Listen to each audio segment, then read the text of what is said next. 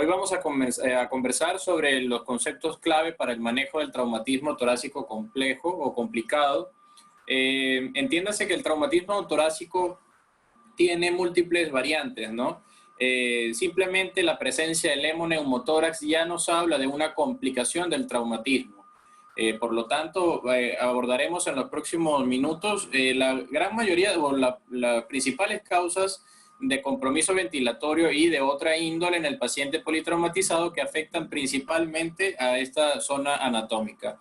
La semana pasada, recordamos, conversamos sobre el manejo de la vía aérea, los conceptos del manejo del trauma de la vía aérea, y esto incluyó parte de los conceptos de manejo de la vía aérea comprometida a nivel torácico, entiéndase de la tráquea torácica, del segmento torácico de la tráquea los bronquios principales, ¿no? Entonces, esa parte de lo que corresponde a esta capacitación vamos a simplemente comentarla nada más. Entonces, vamos a seguir el siguiente esquema o la agenda ya conocida, pues, de este tipo de capacitaciones. Vamos inicialmente a dar la introducción del tema, vamos a ver a qué nos estamos enfrentando, cuáles son las patologías principales que podemos encontrar en el contexto de un trauma torácico complicado. Vamos a hablar sobre las consideraciones de la valoración inicial, que es lo importante que debemos recordar, las consideraciones importantes para el manejo de las principales patologías a las que nos estamos enfrentando desde el punto de vista nuevamente de la emergencia o de la valoración inicial y el primer manejo con algunas nociones del aspecto quirúrgico. Sin embargo, todas las connotaciones técnicas ya escapan un poco del objetivo de la capacitación del día de hoy. Y finalmente concluiremos con nuestros puntos clave. Entonces, bueno, para comenzar, recordamos que el traumatismo torácico es bastante frecuente y dentro de las estadísticas internacionales, principalmente estadísticas del primer mundo, pues se ha registrado un porcentaje alto de mortalidad, inclusive que es superior al 30, al 35% en algunas series, ¿no? Adicionalmente, no solamente produce mortalidad, sino también produce una alta morbilidad en el paciente que logra recuperarse o sobrevivir el traumatismo torácico. Y pues esto requiere un seguimiento importante que en la mayoría de los países de Latinoamérica no se hace. Por lo tanto, es importante recordar que todo traumatismo torácico puede tener una secuela severa en el paciente y esto puede limitar su vida cotidiana pues, en el futuro posterior al traumatismo. Otra cosa importante que hay que tener en cuenta es los mecanismos de trauma. Generalmente los traumatismos torácicos complicados los vamos a encontrar distribuidos de la siguiente forma según su origen, ¿no? El 80% generalmente es producido por mecanismos de trauma cerrado, los cuales siempre a nivel nacional, quiero decir, siempre la principal causa van a ser los accidentes automovilísticos. Y en segundo lugar, el trauma penetrante que produce, genera el 20% de las estadísticas, ¿no? Cabe resaltar que del traumatismo penetrante generalmente produce una lesión en casi el 100% de los casos. Es muy poco probable encontrar un traumatismo torácico penetrante que no tenga lesión de la pleura del parénquima pulmonar. Sin embargo, podemos encontrar un gran número de lesiones por trauma cerrado que no tengan lesiones de ningún tipo, es decir, solo sean traumatismos superficiales. Cabe acotar que de cualquiera de las dos formas, es decir, cualquiera que sea el mecanismo, la mayoría de las lesiones que se van a producir son perfectamente manejables con maniobras simples o de forma no operatoria. El 80% lo podemos manejar simplemente con un drenaje torácico. Lo importante es el momento o el tiempo de colocación del drenaje y adicionalmente la interpretación de las variables del drenaje que vamos a conversar más adelante. En conclusión, lo más importante para la introducción de este tema es que es necesario en todos los casos identificar tempranamente las lesiones que comprometan la vida y además de esto realizar rápidas intervenciones. Si dejamos pasar el tiempo, el paciente va a tener un peor pronóstico y esto es lo que lamentablemente observamos en muchas de las emergencias en las cuales nos desenvolvemos diariamente, ¿no? Entonces, ¿cuáles son estas patologías que comprometen la vida? Bueno, fíjense que de las 5 principales causas de muerte del politraumatizado, 4 ocurren en el tórax. Entonces, la obstrucción de la vía aérea o la lesión traumática de la vía aérea, ya la discutimos la sesión pasada, y otras adicionales son el neumotórax a tensión, el taponamiento cardíaco y el trauma cardíaco en general, y la hemorragia masiva que en el tórax se manifiesta como el hemotórax masivo. Entonces, ¿a qué nos vamos a enfrentar, no? En primer lugar, vamos a observar que podemos tener distintas variantes en relación específicamente al órgano afectado o al componente o segmento anatómico comprometido. Entonces, podemos distribuir el tórax en tres componentes principales, ¿no? El componente de la pared torácica, el parénquima pulmonar y la pleura, y adicionalmente el mediastino. El diafragma lo consideramos como la frontera entre el tórax y el abdomen, y en esta oportunidad lo vamos a dejar a un lado, ya que la principal vía de abordaje del trauma diafragmático es vía abdominal, por lo tanto lo discutiremos con un poquito más de detalle en la sesión de trauma abdominal. Entonces, si distribuimos anatómicamente las patologías, encontramos que dentro de los traumatismos de la pared torácica encontramos los principales exponentes son, desde el punto de vista de complicación, hablamos el tórax inestable y el trauma torácico severo. Esas definiciones las vamos a tocar más adelante. A nivel de parénquima y pleura vamos a encontrar la contusión pulmonar y el hemoneumotórax como las principales patologías, y dentro del trauma mediastinal vamos a encontrar el trauma de la vía aérea, que ya fue discutido, el trauma de esófago, el trauma de los grandes vasos, incluyendo el conducto torácico como parte del sistema linfático, y el trauma cardíaco como tal. Entonces, estas patologías nosotros tenemos evidentemente un abordaje clínico inicial, pero ¿cuál es el problema del trauma torácico? El trauma torácico, según las grandes publicaciones, nos indica que en la mayoría de los casos el examen físico no es consistente en todos los pacientes. Es decir, a pesar de que hay signos clínicos que nos pueden orientar de forma clara para el diagnóstico, no en todos los pacientes se observan estos signos. Por lo tanto, debemos utilizar herramientas diagnósticas más avanzadas, específicamente las herramientas diagnósticas basadas en imágenes, para poder hacer el diagnóstico preciso y poder proceder de forma adecuada, ¿no? Entonces, ¿cuáles son estas herramientas que vamos a tener a disposición para el manejo o para el diagnóstico, mejor dicho, del trauma torácico? Comenzamos con el ultrasonido. No lo coloco de primero porque, pues, por una razón específica. Realmente lo coloco de primero porque de los tres es el que primero se debe realizar dentro de la valoración inicial. A pesar de que la rayos X es el estudio que más a disponibilidad tenemos, el más rápido, económico, etcétera, el punto de vista de algunos centros, ¿no? Obviamente que tienen disponibilidad de tecnología portátil. A pesar de esto, es considerado simplemente un anexo. Y el ultrasonido, en algunas series se ha demostrado que la facilidad de uso, la rapidez es mucho mayor a la realización de las rayos X, ¿no? Hablamos en comparativa con centros de avanzada, ¿no? Para algunos centros de nuestro país nos damos cuenta de que la rayos X se puede tardar fácil 30, 45 minutos en realizarse, ¿no? Entonces, a diferencia de otros centros donde no hay disponibilidad de ultrasonido portátil que pueda ser desarrollado o realizado en la emergencia. Entonces, esto hay que adaptarlo a la realidad local, ¿no? Pero en general, el ultrasonido es útil dentro de la valoración inicial, específicamente en tórax, la realización del IFAS, ¿no? Entonces, el FAS, recordamos que el objetivo principal es la identificación del líquido libre, y la letra E al inicio de las siglas FAS significa extensión a tórax, es decir, el IFAS es el FAS extendido a tórax. El IFAS tiene el objetivo de la identificación de neumotórax. El líquido libre intratorácico lo podemos encontrar a la inspección del FAS de las ventanas correspondientes a la ventana de Morrison y al esplenorenal. Nosotros podemos hacer una basculación del transductor y poder dirigir el transductor hacia el segmento más declive de la cavidad torácica y poder identificar el hemotórax a ese nivel. Pero propiamente la técnica del IFAS implica el uso del transductor lineal a nivel del tórax, específicamente comenzando a nivel del segundo espacio intercostal con la línea medio clavicular de ambos lados.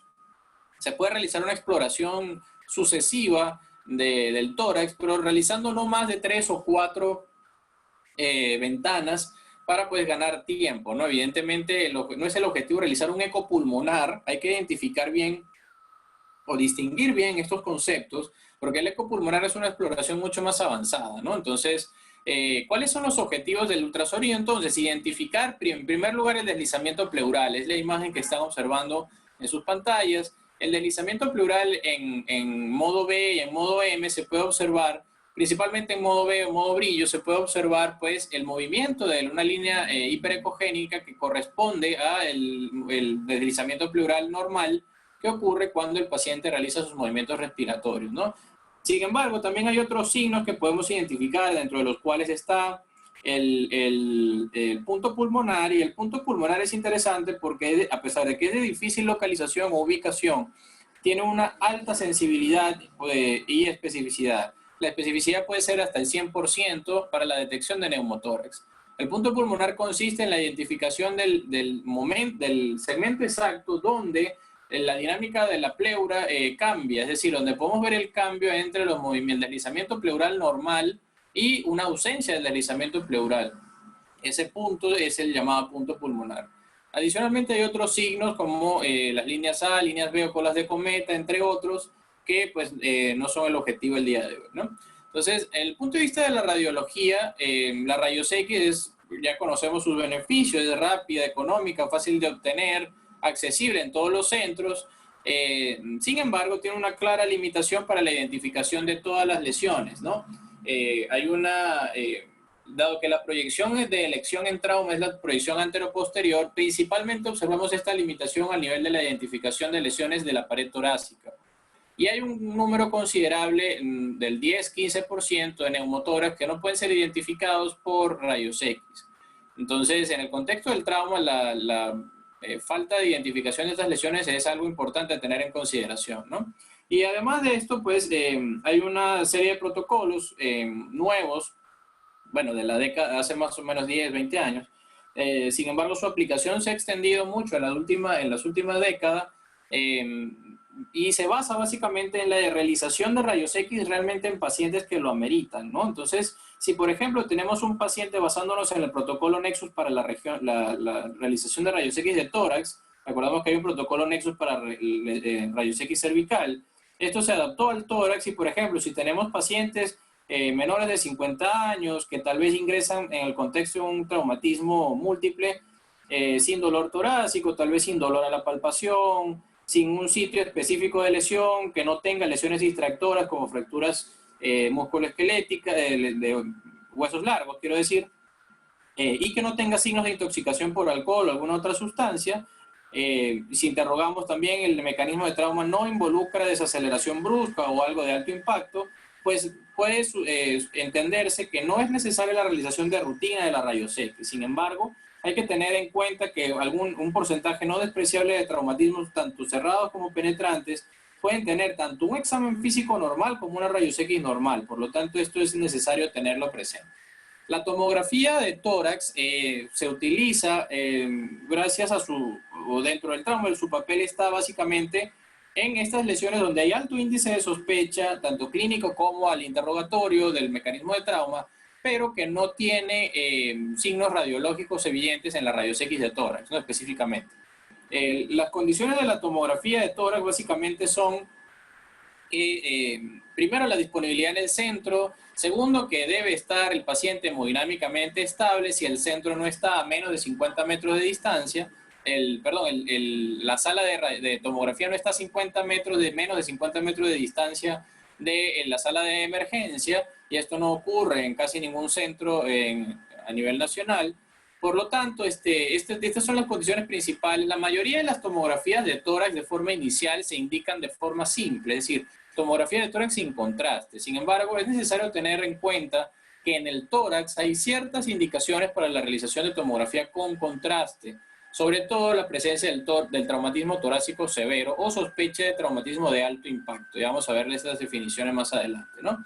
Entonces, hay algo controversial hoy en día que se habla de la indicación de tomografía basada en el mecanismo, justamente en lo que anteriormente les comenté, y tiene mucha indicación en el trauma penetrante, y esta es una de las indicaciones de utilizar contraste en un traumatismo torácico, ¿no? Un trauma torácico transmediastinal por arma de fuego es justamente una de las indicaciones principales que tenemos para la realización de este tipo de tomografía.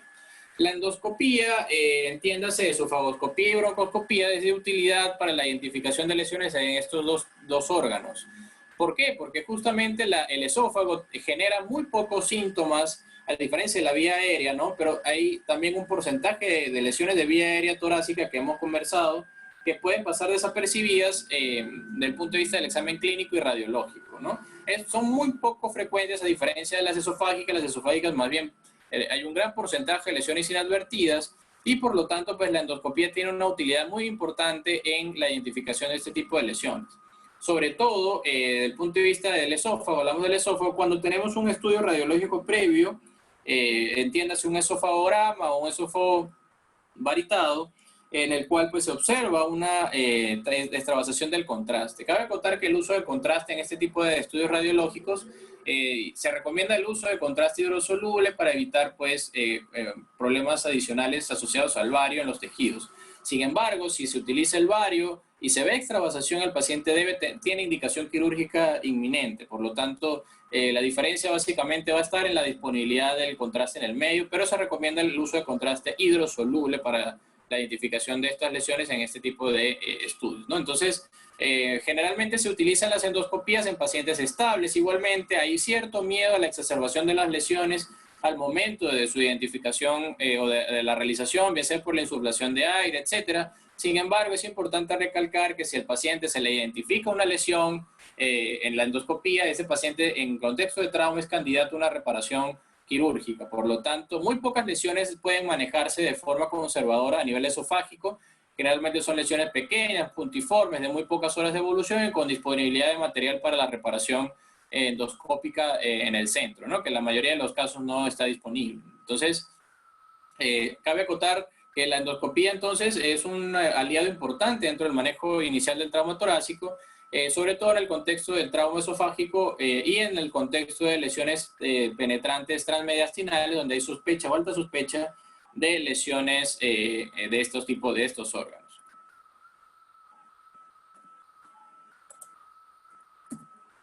Entonces, vamos a ir desglosando cada uno de los aspectos que mencionamos inicialmente. Vamos a hablar de algunos ítems o unos datos iniciales sobre el trauma de pared torácica. Las lesiones son más comúnmente observadas en traumatismo cerrado, pero son altamente frecuentes, las fracturas costales.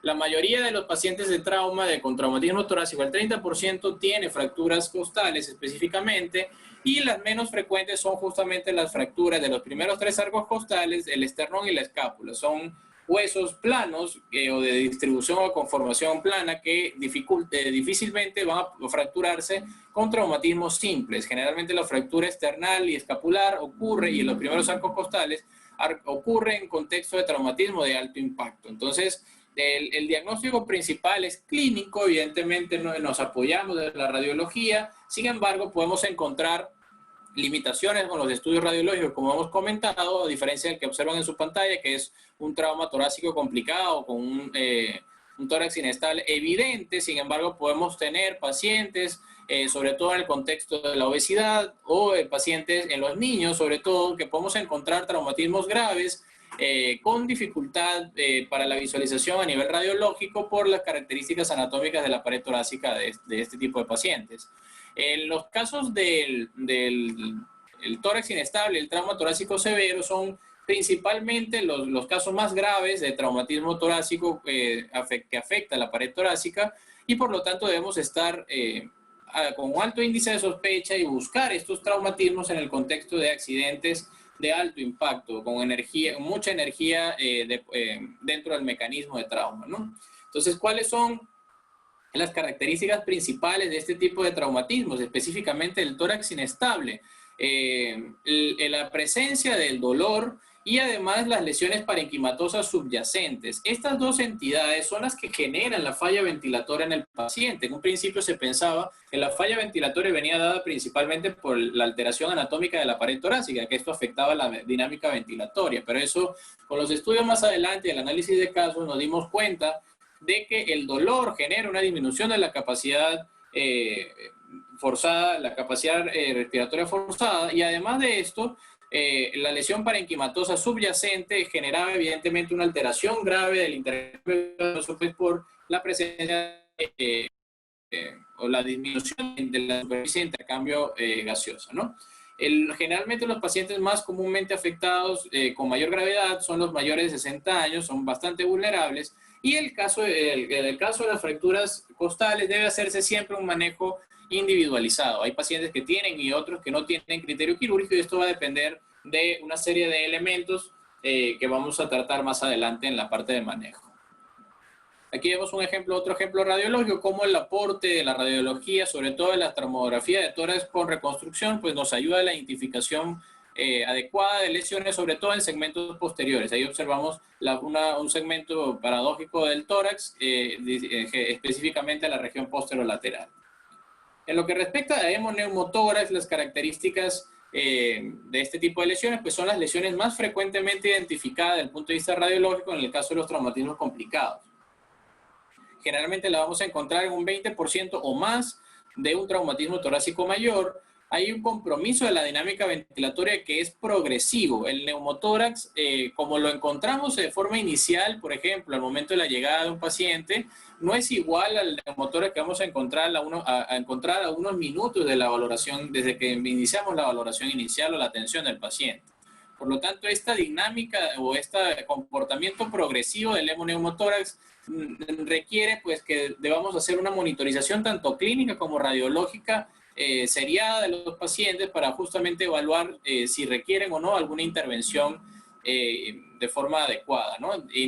Principalmente esta monitorización debe hacerse en aquellos pacientes en los que los neumotórax o hemotórax son pequeños y que se decidan manejar de forma conservadora. Sin embargo, como recomendación personal, dadas las limitaciones que tenemos en nuestras emergencias, en nuestros centros hospitalarios, y por la experiencia de centros internacionales, pues los hemoneumotórax traumáticos o la presencia de neumotórax traumático difícilmente desde el punto de vista, se puede manejar desde el punto de vista conservador. Ahí tiene que utilizarse criterios muy específicos y muy definidos en pacientes que están muy estables, que no tienen otro traumatismo adicional, que están ventilatoriamente sin ningún tipo de compromiso para poder decidir manejarlo de forma conservadora.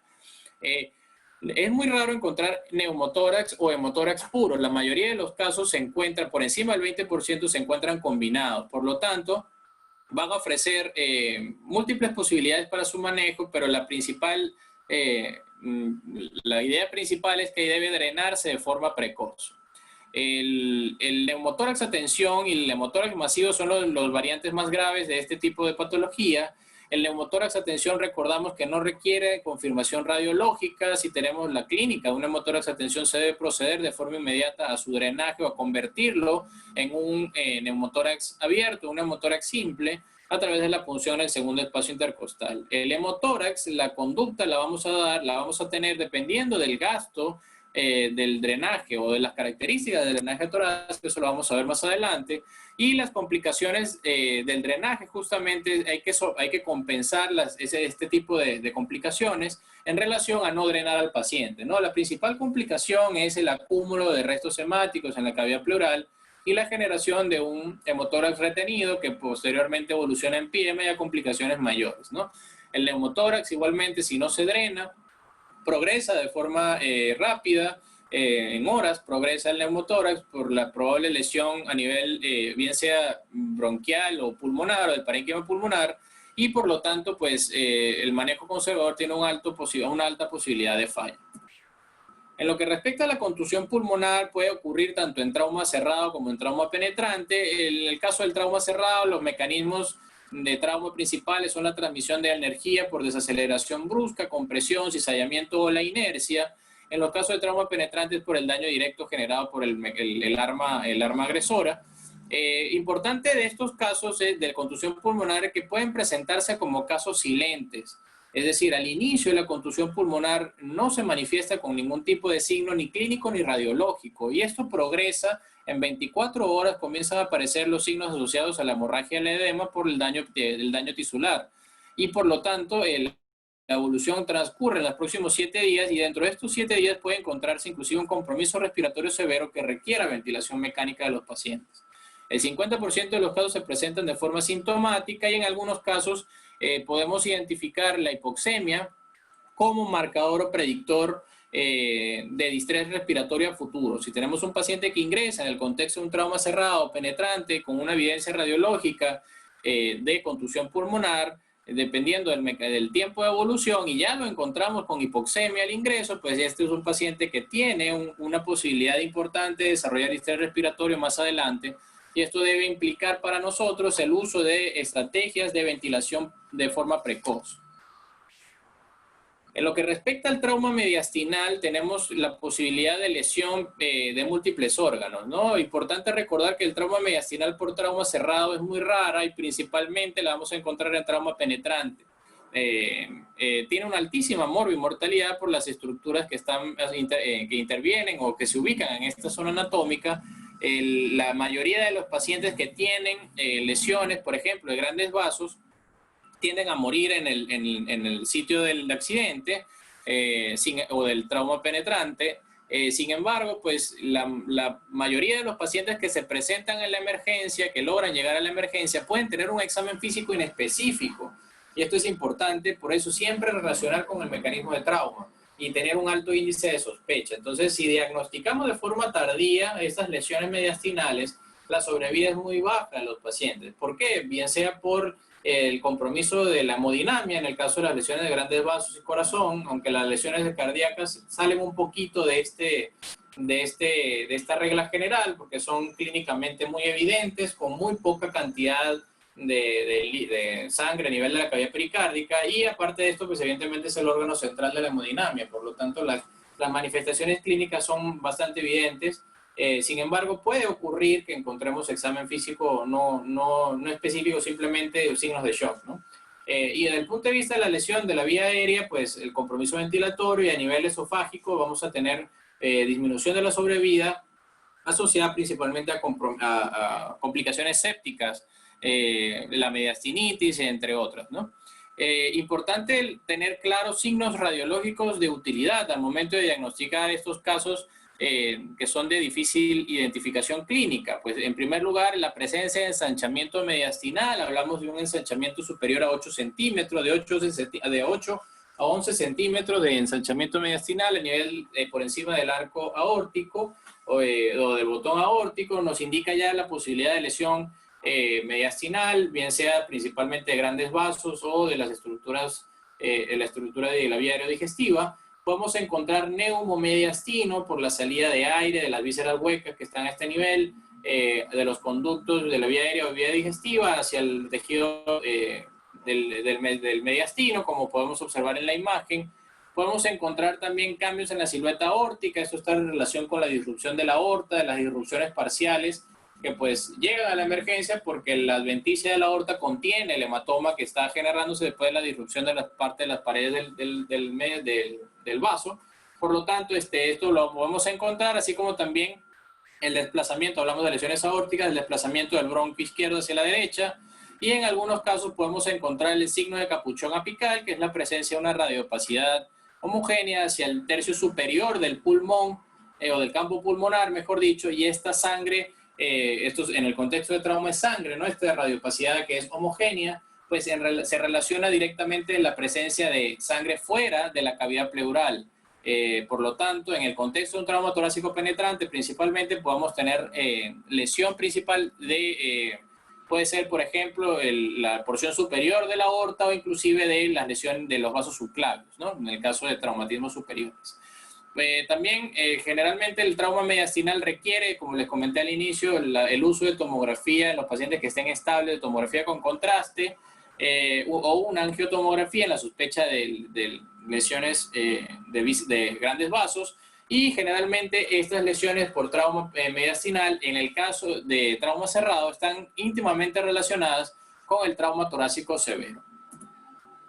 El trauma cardíaco lo vamos a encontrar principalmente en el contexto de trauma penetrante, es raro por trauma cerrado, pero los principales exponentes del trauma cardíaco son el taponamiento y la contusión miocárdica. Entonces, del taponamiento podemos sacar como conclusión que la clínica ya todos la conocemos, pero podemos concluir que pequeños volúmenes en la cavidad pericárdica afectan severamente el llenado, es decir, con muy poco tiempo de evolución, con muy poca salida de sangre hacia la cavidad pericárdica, inclusive un mínimo, hablamos de 50 a 75 mililitros, ya vamos a encontrar cambios hemodinámicos en los pacientes, ¿no? Probablemente no los encontremos con la tríada de Beck clásica, porque sabemos que la tríada de Beck está presente en menos del 50% de los casos, dependiendo de la literatura que consigan, este porcentaje va a variar. Hablamos de inclusive en algunas series de hasta tan bajo como 30%. Sin embargo, como sabemos que las condiciones o las manifestaciones clínicas no son consistentes, el diagnóstico principal del trauma cardíaco lo hacemos a través de la ultrasonografía, principalmente la presencia de hemopericardio. Sin embargo, la contusión miocárdica es un diagnóstico muy difícil de realizar. Generalmente se manifiesta en cambios hemodinámicos del paciente sin ninguna otra explicación, generalmente asociados a lesiones de la pared torácica, entiéndase, fracturas de esternón o fracturas de huesos planos como la escápula, ¿no? El trauma torácico severo. Entonces, para la valoración inicial o las consideraciones de la valoración inicial, recordamos que la dinámica ventilatoria va a depender de la integridad de todos sus componentes anatómicos. Entonces, esto ya nos va a dar una idea de qué debemos buscar en la valoración inicial. De todas maneras, el esquema que nosotros seguimos, lo recordamos, fíjense, se basa en los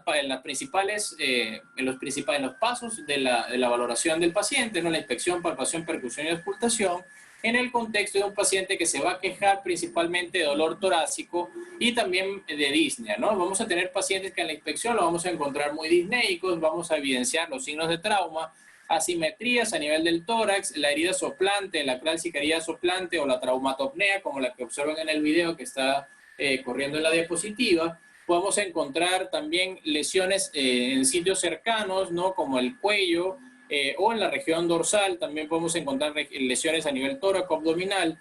Y todo esto nos va a orientar pues a la presencia de alguna lesión a nivel torácico, ¿no? A nivel de en lo que respecta a la palpación, reforzamos la presencia del dolor en determinados sitios asociados principalmente a fracturas costales. Podemos encontrar crepitación, podemos palpar la tráquea a nivel central, a nivel cervical, a ver si hay desviación, enfisema subcutáneo, que es un signo importante para detectar neumotórax. Y si hubiera algún hematoma, pudiéramos palpar su pulsatilidad o su expansibilidad, ¿no? Podemos tener hematomas en la pared torácica en relación a lesiones intercostales que pueden estar en expansión y que pudieran requerir, pues, un manejo asociado con un drenaje torácico. Recordamos que las arterias intercostales, las lesiones de arteria intercostal pueden generar no solamente hematomas en la pared torácica, sino también pueden generar hemotórax. Entonces, a la percusión es importante, muchas veces no la hacemos.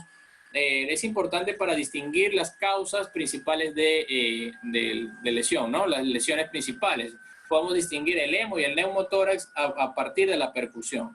Y en lo que respecta a la auscultación, pues verificamos el paso del murmullo vesicular y el enfisema subcutáneo se puede escuchar al momento de la colocación de la membrana sobre la pared del tórax del paciente.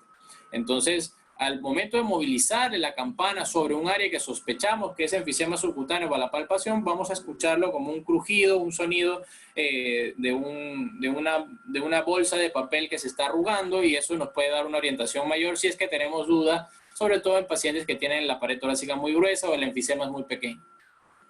Y la monitorización es vital, siempre recordar la asociación entre la saturación periférica de oxígeno y la presión arterial de oxígeno, y pues utilizar siempre todos los dispositivos que tengamos a disposición, entre ellos pues la gasometría arterial y la capnografía, que usualmente no las usamos de forma rutinaria o de forma seriada o de forma frecuente. Simplemente utilizamos la pulsioximetría, bien sea porque es lo único que tenemos, o por falta de cultura de utilizar también la capnografía, de la utilidad, porque no la conocemos o no hay experiencia con ella.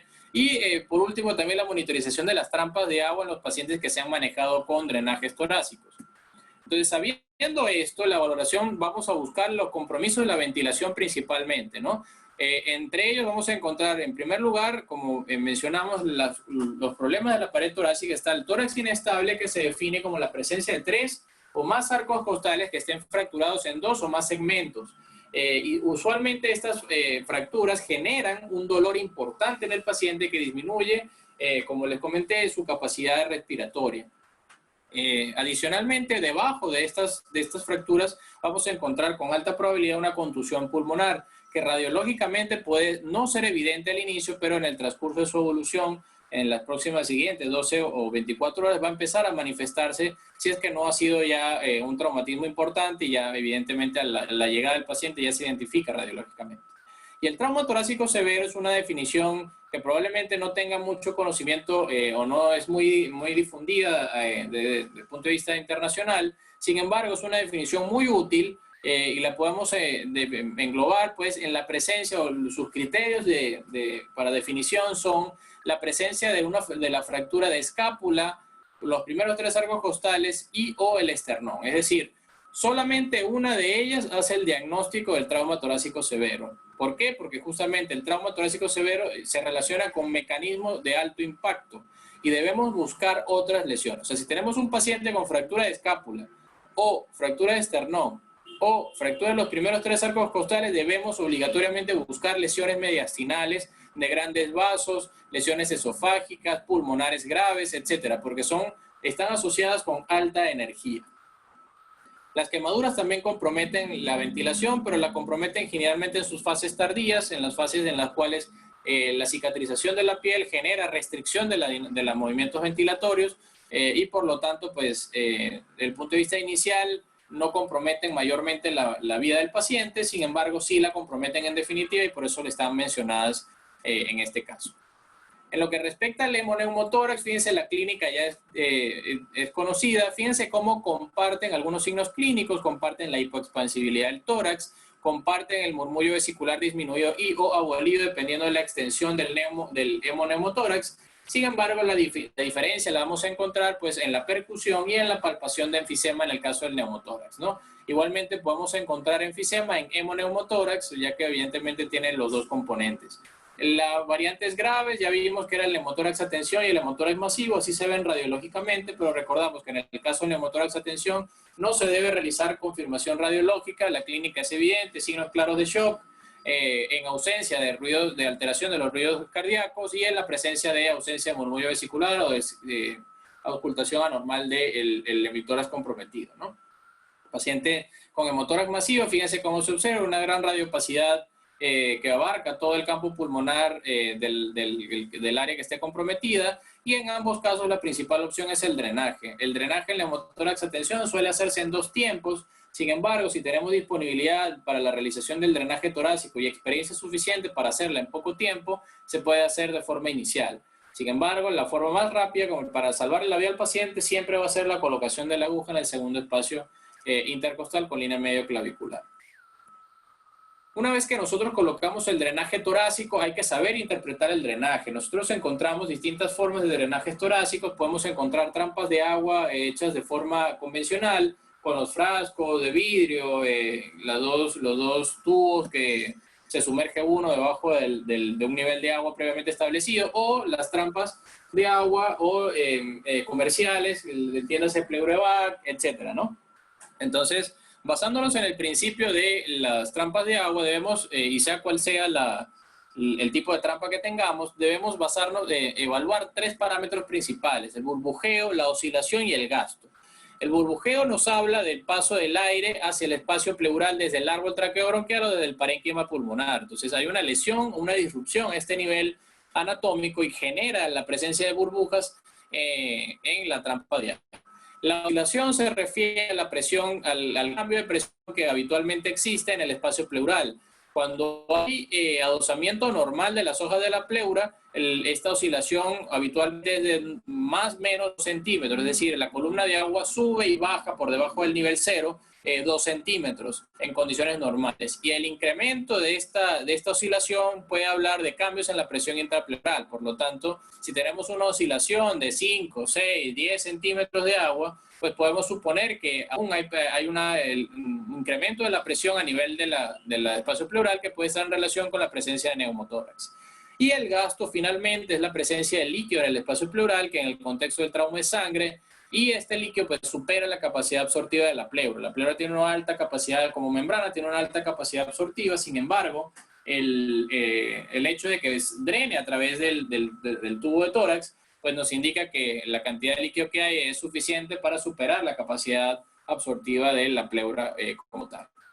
Entonces, ¿cómo vamos a interpretar los hallazgos de cada una de estas variables? En primer lugar, el burbujeo, si no está presente, podemos tener 2 cosas principales: o se resolvió el problema, o el escape o la fuga de aire, o el tubo está obstruido por alguna causa. Si es un hemoneumotórax, podemos encontrar un tapón hemático, podemos encontrar detritus en otros casos, ¿no?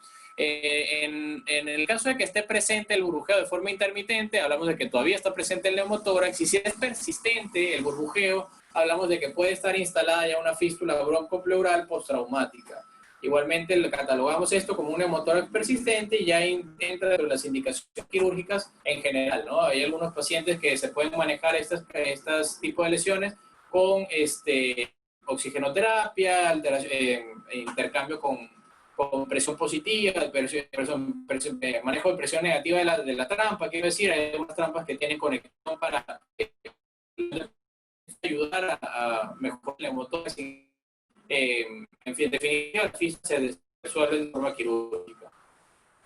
Oscilación, pues si está ausente, también hablamos de que el tubo está obstruido, debería haber una oscilación mínima.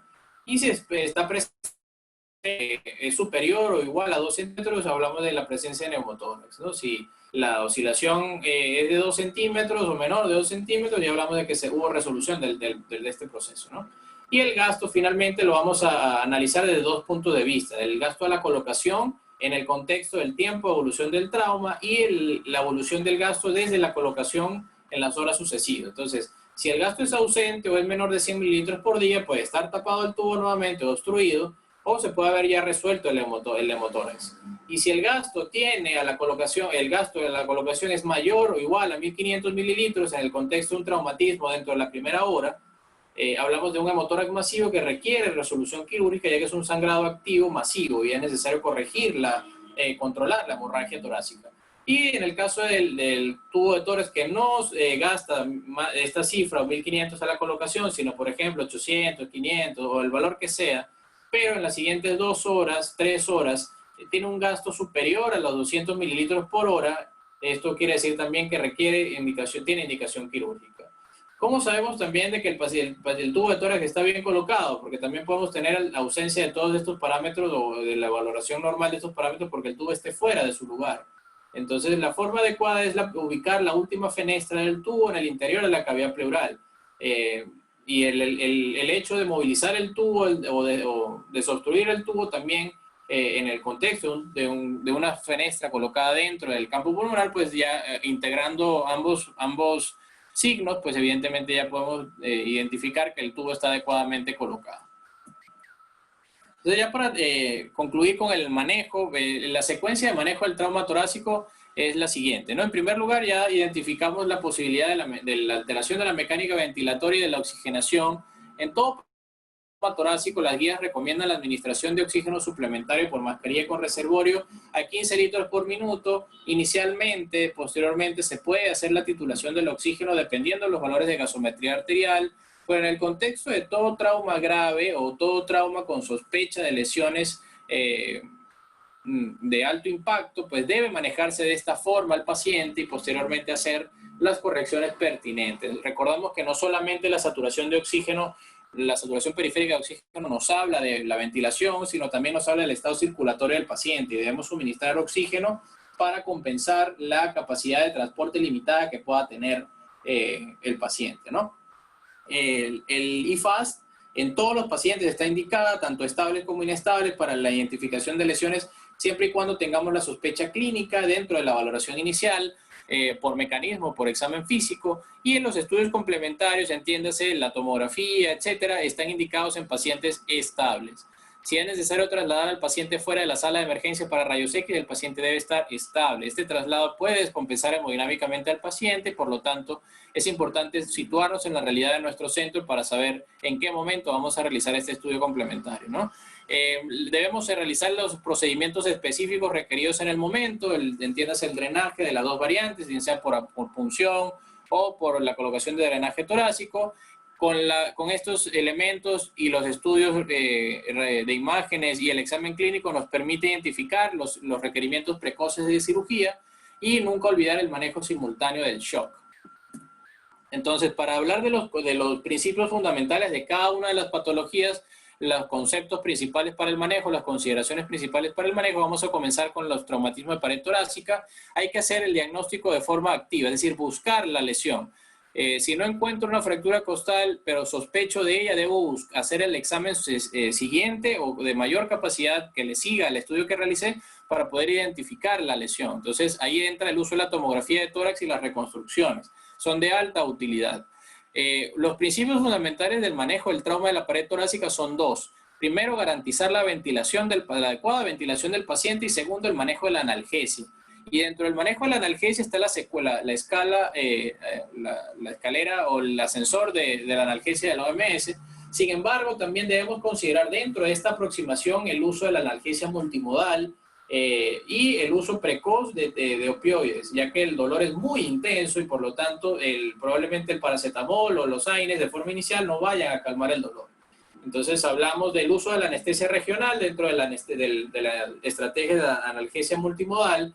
Y el uso de la anestesia regional tiene distintas variantes, no solamente la colocación de catéteres epidurales, sino también el bloqueo de los nervios intercostales, y esto puede mejorar mucho la dinámica ventilatoria del paciente y optimizar el manejo. Otro de los principios del manejo de los traumas de pared torácica es la realización de fisioterapia respiratoria precoz utilizando espirómetros de incentivo. ¿Por qué? Porque justamente si no asociamos una adecuada analgesia, tiende a acumularse un gran número de secreciones dentro del árbol traqueobronquial y dentro del parénquima pulmonar, pues no se expande de forma adecuada, genera atelectasias posobstructivas, y esto se puede mejorar con el uso de analgesia combinado con fisioterapia respiratoria. No es que son estrategias independientes unas de otras, sino más bien son estrategias que se deben manejar en conjunto. Y si no las tenemos disponibles, pues buscar la alternativa para poderlas utilizar. La fisioterapia respiratoria mejora mucho la sobrevida de los pacientes y además disminuye su estancia hospitalaria y disminuye también las complicaciones posteriores al traumatismo. El monitoreo y el soporte respiratorio son fundamentales, principalmente el uso seriado de gasometría arterial es mucho más objetivo para la valoración de los compromisos ventilatorios, y en el caso de los pacientes que deterioran progresivamente, es decir, que no tienen una evolución adecuada con la analgesia y los mecanismos de ventilación básicos, pues considerar el uso de ventilación mecánica no invasiva de forma individualizada, y esto se ha demostrado en las estrategias que pues mejoran la sobrevida de los pacientes, ¿no? La fijación costal tiene sus indicaciones. Realmente el manejo de las fracturas torácicas, de las fracturas costales, pues con fijación está indicado en pacientes seleccionados, ¿no? Entonces, ¿cuáles son los dos criterios generales para poder pensar en la realización de una fijación costal? Primero, la presencia de un traumatismo, de un tórax inestable, en el que haya falla de la analgesia y la falla ventilatoria del paciente sea inminente, a pesar de las medidas que estoy realizando. Entonces, estos criterios generales nos van a permitir identificar los pacientes que desde el punto de vista inicial, no del manejo de la especialidad, pues puedan requerir fijación costal y por lo tanto la consulta temprana con el cirujano de tórax. Sin embargo, hasta ahorita todas las maniobras que hemos comentado no requieren de la presencia del cirujano de tórax para poder ser realizadas. Por ejemplo, el drenaje torácico puede realizarse o debe realizarse, mejor dicho, en el contexto de la emergencia de un paciente por un cirujano general. Entonces, esto es importante tenerlo presente porque es necesario evitar momentos difíciles en las emergencias, y esto se basa en nuestro buen juicio clínico, en la información que tenemos, ¿no? Entonces, ¿a qué me refiero con esto? Pues que un paciente espere la evaluación de un cirujano de tórax para el drenaje de un hemoneumotórax agudo traumático, y que tenga que esperar al especialista unas 4 o 6 horas, o que el especialista no esté presencial porque no se cuente con la especialidad, que es bastante frecuente encontrar esta situación, y pues espera que el paciente sea drenado por el especialista. Esto no es correcto, no es para nada correcto. Por lo tanto, el paciente, ya sabemos del comportamiento dinámico del trauma torácico, y no vamos a esperar a que el especialista llegue y el paciente siga deteriorándose desde el punto de vista respiratorio, ¿no? Sabemos que el distrés, cuando se instala, es difícil de revertir en el caso del trauma, y por lo tanto es necesario aprovechar el momento de la identificación de la lesión o de la complicación asociada al traumatismo, para poder realizar la estrategia correspondiente. Entonces, el vendaje torácico que se utilizaba de forma antigua, ¿no?, previa, ya está contraindicado. Evidentemente, el vendaje torácico termina produciendo hipoventilación y otras complicaciones adicionales que terminan pues incrementando la hipoxemia, ¿no?, que eso obviamente no lo deseamos, ¿no? Entonces, Finalmente hay que buscar, como otro tip o otra cosa importante del control manejo, es ubicar o buscar lesiones intraabdominales cuando hay lesiones o fracturas de las costillas inferiores. Sobre todo a partir de la octava costilla hacia abajo, es necesario buscar lesiones del lado derecho del hígado y del lado izquierdo del vaso. Hace poco tuve una lesión, un trauma torácico severo y un tórax inestable con fracturas del segundo al noveno arco costal derecho, y justamente la última costilla fracturada generó una lesión del parénquima hepático y tenía el paciente líquido libre intraabdominal en el FAS. El paciente tenía también probablemente una lesión diafragmática, entonces esta comunicación que se ha generado, la lesión producida por la costilla, puede generar también una lesión diafragmática y comunicación libre del hemotórax hacia la cavidad abdominal. Entonces puede haber un hemoperitoneo secundario a un traumatismo torácico penetrante con lesión de lesión del diafragma, ¿no? Y este trauma torácico penetrante fue por una fractura generada por una contusión, es decir, por un trauma cerrado originalmente. Entonces, fíjense lo interesante que es el trauma, ¿no? Tenemos que tener el alto índice de sospecha y buscar este tipo de lesiones y pues manejarlo de forma adecuada. El neumotórax, entonces, lo primero que debemos hacer para el manejo es determinar el compromiso hemodinámico del paciente. El paciente con hemotórax, en ausencia de otros signos adicionales de fuente de hemorragia y está hemodinámicamente inestable, tiene criterio de realización de toracotomía de emergencia, ¿no? Entonces, esto es importante tenerlo presente porque si tengo un paciente que tiene un hemotórax masivo, pues el primer paso siempre va a ser la identificación precoz de las características anatómicas de la zona, ¿no? Podemos realizar inicialmente en el paciente un ultrasonido o un IFAS y podemos identificar la presencia del neumotórax o del hemotórax, ¿no? También. Por lo tanto, habiendo cumplido con los pasos de la valoración inicial y una reanimación inicial inefectiva, pues ahí consideramos si el paciente está hemodinámicamente inestable, llevarlo a sala de operaciones, ¿no? Entonces recordamos que el compromiso hemodinámico, si está estable o no está estable, no lo podemos definir con la primera aproximación al paciente o la valoración inicial, sino que el paciente, para definir si está estable o no, debemos hacer varias valoraciones clínicas sucesivas. Con una sola imagen de las funciones vitales no es suficiente para poder identificar que el paciente está estable o inestable. Entonces, si no hacemos reanimación, pues podemos tener a un paciente que inicialmente pareciera estar inestable, le realizamos una reanimación adecuada, le colocamos el drenaje torácico, observamos las características del gasto y definimos que después de la reanimación el paciente ha tenido una respuesta satisfactoria al líquido. Entonces, ya ahí cambia un poco la aproximación, ¿no? Pero el momento de la llegada del paciente, si está hemodinámicamente anormal o tiene hipotensión, taquicardia, etcétera, y tenemos una herida por arma de fuego, por ejemplo, en el hemisferio derecho, le hacemos el IFAS, encontramos neumotórax, y encontramos en Morrison que hay líquido libre en el fondo, en Morrison, por ejemplo, o que tenga también líquido en la cavidad pleural, ya podemos deducir que hay un hemotórax, drenamos, obtenemos 600 cc de sangre y reanimamos adecuadamente con sangre y poca cantidad de cristalóide y vemos una respuesta satisfactoria, este paciente pudiéramos no operarlo, por ejemplo, ¿no? Pero entonces es el manejo individualizado. Recordar los neumotórax ocultos, los pacientes que tienen neumotórax pequeños que no se ven radiológicamente, pero sí por tomografía, pudieran ser candidatos a ser manejados de forma conservadora con observación, pero deben tener la cifra o el valor el tamaño del neumotórax no debe ser superior a 8 milímetros, en algunas literaturas, otras de 1 centímetro, y pues esto debe hacerse de forma muy especializada, es decir, de forma muy exhaustiva. Quiere decir que si voy a decidir manejar un neumotórax de forma conservadora, debo evaluar al paciente todos los días, y debo evaluar al paciente todos los días 2 veces al día. ¿Por qué? Porque hay un porcentaje importante de los neumotórax ocultos que evolucionan y tienen riesgo de expansión. Por lo tanto, si yo manejo conservadoramente al paciente y a las pocas horas, porque no consideré el mecanismo de trauma, porque no le presté suficiente importancia al seguimiento del paciente, a las 3-4 horas voy a tener un paciente que tiene compromiso ventilatorio, hipoxia o de saturación, y vamos a tener entonces que realizar el procedimiento que puedo haber realizado de forma inicial si hubiera previsto la evolución del neumotórax, ¿no? Entonces, el uso siempre de la oxigenoterapia a 15 litros por minuto. Y el uso de oxigenoterapia en general en el neumotórax pues es de ayuda a la expansión del neumotórax y es de utilidad la terapia con oxígeno a este tipo de flujos.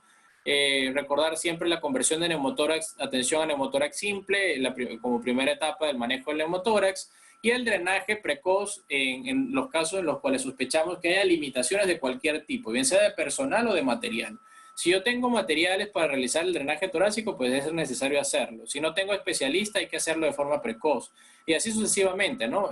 Dependiendo de las características del traumatismo.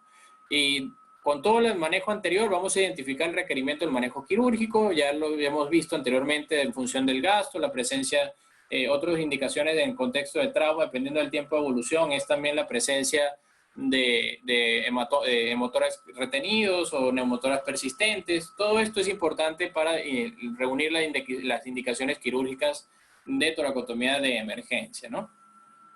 Hay campo para la angioembolización. La literatura nos dice que en el contexto de trauma cerrado principalmente se pueden encontrar lesiones arteriales. Estas lesiones arteriales se pueden perfectamente embolizar, o también otras lesiones de otros vasos sanguíneos del tórax, como la arteria mamaria interna, las arterias intercostales. Todas estas pudieran ser candidatas a angioembolización. Sin embargo, pues en el contexto en el que nos encontramos, pues no lo tenemos a disponibilidad en general, y pues la experiencia también es limitada, ¿no? En lo que respecta a la contusión pulmonar, la clave del manejo es la sospecha ante cualquier lesión significativa, ¿no? Si tenemos pacientes con mecanismos de trauma sugestivos y compromiso respiratorio, pues debemos sospechar la presencia de contusión pulmonar, así no se vea radiológicamente. En los niños, como mencionamos en la capacitación de trauma pediátrico, podemos encontrar contusiones pulmonares sin fracturas costales, y esto es importante tenerlo presente.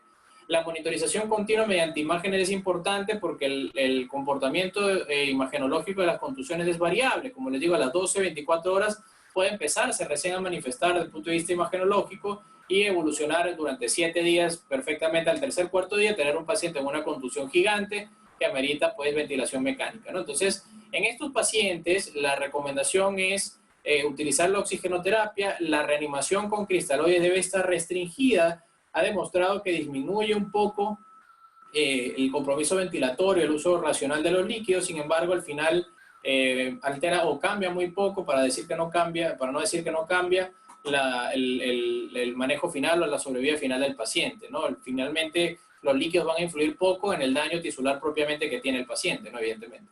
Y también se basa en la analgesia, sobre todo en las lesiones asociadas del trauma del tórax inestable, por ejemplo.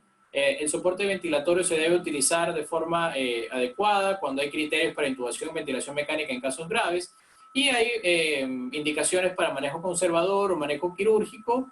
Generalmente los casos quirúrgicos de las contusiones pulmonares son aquellas que evolucionan muy mal, que hacen necrosis de un segmento del pulmón, etcétera. Entonces vemos pacientes que tienen fiebre, dolor torácico persistente, compromiso ventilatorio, hacemos una tomografía, hay signos con contrastes, vemos signos sugestivos de falta de vascularización de un segmento. Entonces ya eso implicaría el manejo quirúrgico de la contusión. Sin embargo, en general, en la mayoría de los casos, el manejo de la contusión pulmonar es expectante, y además con maniobras no quirúrgicas. El trauma mediastinal es el que más variable es el manejo, pero es el más interesante, el más complejo. Vamos a comenzar con el trauma de grandes vasos. Si logramos encontrar vivo un paciente con una disrupción de aorta por trauma o una lesión penetrante de la aorta torácica por una herida por arma de fuego, por ejemplo, los principios fundamentales que nos dicen las guías o que nos recomiendan las guías, igual esto hay que individualizarlo, las recomendaciones serían las siguientes. En primer lugar, manejar estrictamente la presión arterial. En este caso, la reanimación afanosa o la reanimación exagerada con los líquidos es perjudicial para el paciente. Se habla de que el límite de presión arterial sistólica debe ser 100, menor de 100. Entonces nos metemos en problemas cuando tenemos pacientes con traumatismo craneoencefálico asociado. Entonces, en este caso, la forma adecuada es garantizar la perfusión cerebral y posteriormente pues resolver de forma rápida y oportuna la lesión aórtica. El problema es llegarle a la aorta. Si nos ponemos a pensar en las reparaciones disponibles para las lesiones de grandes vasos, pues ahí sí se requiere el manejo, evidentemente, de un cirujano de tórax y cardiovascular para la reparación definitiva abierta, o la presencia de un radiólogo intervencionista para el manejo endovascular. Que en el trauma cerrado, que es el más difícil de manejar en estos tipos de lesiones, pues se prefiere el manejo endovascular, pero no está disponible, como les comento, en todos los casos. Ahí observan en la imagen la colocación de un stent de la aorta en justamente una lesión torácica por trauma cerrado, una disrupción de la aorta. Entonces recordamos que los signos clínicos en estos casos son muy limitados dependiendo de la extensión del hematoma y la capacidad de la adventicia de contener la sangre que sale a través de la disrupción de las paredes. Y esto es importante entonces recordar que hay signos radiológicos que podemos encontrar de forma precoz, ¿no? Entonces dentro del manejo también está descrito mantener al paciente con una frecuencia cardíaca menor de 100 latidos por minuto. Para esto se pueden utilizar betabloqueantes, ¿no? Sin embargo, esto hay que manejarlo con mucho cuidado ya que se está alterando la dinámica o la hemodinamia del paciente, pero pues está descrito y lo comento por eso, ¿no? El manejo del trauma esofágico, lo más importante es documentar la lesión. Si hay sospecha, principalmente por trauma penetrante mediastinal, es necesario hacer todo lo posible para ubicar la lesión. Entiéndase, esófago varitado, esófago contrastado, con contraste hidrosoluble, si hay positividad o sugerencia de que pueda haber, si el estudio esté negativo, si hay altos signos sugestivos de que haya trauma esofágico, pues realizar la esofagoscopía, o la valoración endoscópica, utilizar las sondas nasogástricas de forma precoz dirigidas hacia un reservorio pues, a gravedad, nos permiten a nosotros no solamente identificar la lesión, nos pueden ayudar a identificar la lesión desde el punto de vista radiológico, sino también nos permiten aislar en los casos de traumatismos manejables de pequeño tamaño, nos permiten manejar la nutrición del paciente si se encuentra hemodinámicamente estable y pues permitir el manejo sucesivo del paciente, ¿no? Entonces, las son de utilidad en este tipo de traumatismos. La reparación quirúrgica, una vez que está identificada la lesión, está indicada, es mandatoria, es muy importante reparar estas lesiones porque tienen un alto porcentaje de morbilidad asociada a complicaciones sépticas, por lo tanto la reparación quirúrgica está indicada y hay pocas indicaciones propiamente para el manejo conservador, ¿no? Lesiones puntiformes tal vez, por arma blanca, que son muy difíciles de encontrar, segmentos en pacientes que tengan menos de 4 a 6 horas, se pueden manejar endoscópicamente de forma conservadora, pero muy pocas indicaciones hay. Sí están indicadas, ¿no? Pero en general los traumatismos de esófago con lesión tisular importante o compromiso, sospecha de compromiso difícilmente van a poderse manejar de forma conservadora. Sin embargo, sí hay un capítulo aparte dedicado a esto, ¿no? Y finalmente el trauma cardíaco, podemos encontrar en muchos lados que el paciente se comporta muy abruptamente desde el punto de vista hemodinámico. Sin embargo, podemos tener pacientes que tengan respuesta transitoria a líquido, justamente, sobre todo en el contexto de sangrados de la cavidad pericárdica que sean progresivos, lesiones pequeñas, sobre todo por arma blanca. Podemos encontrar pacientes que responden transitoriamente a líquidos, pero en la medida que va incrementando la cantidad de sangre en el espacio pericárdico, pues evidentemente va a ir empeorando hemodinámicamente, habiendo más colapso de cavidades, etc. El trauma cardíaco no se resuelve con una pericardiocentesis. Se puede resolver parcialmente, se puede mejorar o aliviar al paciente mientras se logra ir a sala de operaciones, y esta pericardiocentesis debe hacerse ecoguiada. Sin embargo, el tiempo que toma la pericardiocentesis, etcétera, pues en el mismo tiempo que vamos preparando todo y realizamos la técnica, ya el paciente debería estar en sala de operaciones, ya que la cirugía, la ventana pericárdica quirúrgica es la indicación para resolver este tipo de problemas, ¿no? Sobre todo el taponamiento cardíaco. En el caso del trauma cerrado cardíaco, es decir, el trauma de la contusión miocárdica, este manejo debe realizarse en conjunto con cardiología. Se debe de considerar la posibilidad de lesiones de válvulas, y esto requeriría ya cirugía cardíaca de diferente tipo, ¿no? Tener también consideración con la lesión de las arterias coronarias, y esto requeriría el manejo endovascular, o dependiendo del criterio, ¿no? Del manejo del cardiólogo intervencionista, si hubiera disponibilidad de él. El punto es que la contusión miocárdica debe manejarse desde el punto de vista multidisciplinario. En realidad la mayoría de las lesiones por trauma deben seguir esta aproximación, ¿no? El manejo multidisciplinario. Entonces, consideraciones finales: si tuviéramos que elegir dos palabras o dos frases para definir cuáles serían las claves para el manejo, o los conceptos claves para el manejo del trauma torácico por áreas, tendríamos que decir lo siguiente, ¿no? De las múltiples fracturas costales, tendríamos que decir los dos principios fundamentales, o los dos conceptos que hay que tener claros, es la analgesia y el manejo ventilatorio del paciente. Las estrategias analgésicas ya las hemos discutido. Son muy importantes utilizarlas de forma precoz para que justamente por dolor y por hipoventilación no se comprometa la dinámica ventilatoria, ¿no? La dinámica ventilatoria, superando toda la secuencia, ¿no? Desde la oxigenoterapia hasta el uso de ventilación mecánica invasiva.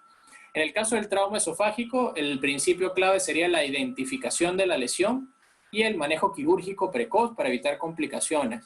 La identificación precoz va de la mano no solamente de estudios radiológicos, sino también el estudio de estudios endoscópicos, y también la reparación quirúrgica, a pesar de ser difícil, pudiera admitir la realización de procedimientos desde el punto de vista conservadores, ¿no? Suturas endoscópicas, uso de prótesis, entre otros casos, pero casos puntualmente seleccionados, ¿no? Entonces, el trauma esofágico, alto índice de sospecha, de diagnóstico precoz y cirugía temprana. La cirugía esofágica a través del tórax se realiza a través de una toracotomía posterolateral derecha.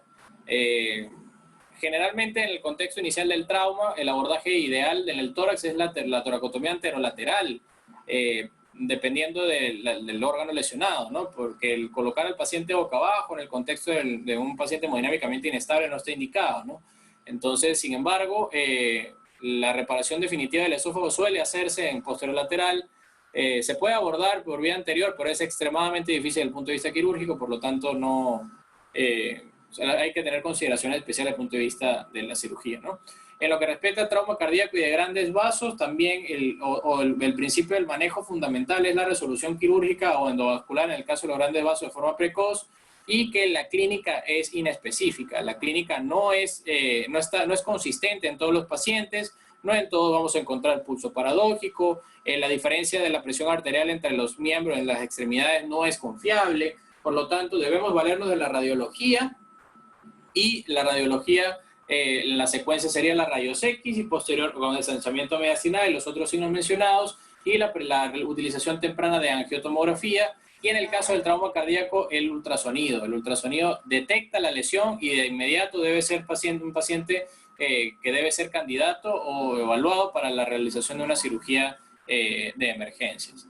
En lo que respecta al trauma traqueobronquial, ya lo discutimos la semana pasada. En este caso el manejo está fundamentado en la intubación selectiva o en la selectivización de la ventilación del paciente, y no solamente esto, sino en la identificación precoz de la lesión. Básicamente la identificación se logra a través de estudios endoscópicos, de broncoscopías, etcétera, ¿no? Y la radiología nos da una idea con la presencia de neumomediastino. Sin embargo, no es posible el diagnóstico de forma sencilla a través de una rayos X del trauma traqueobronquial.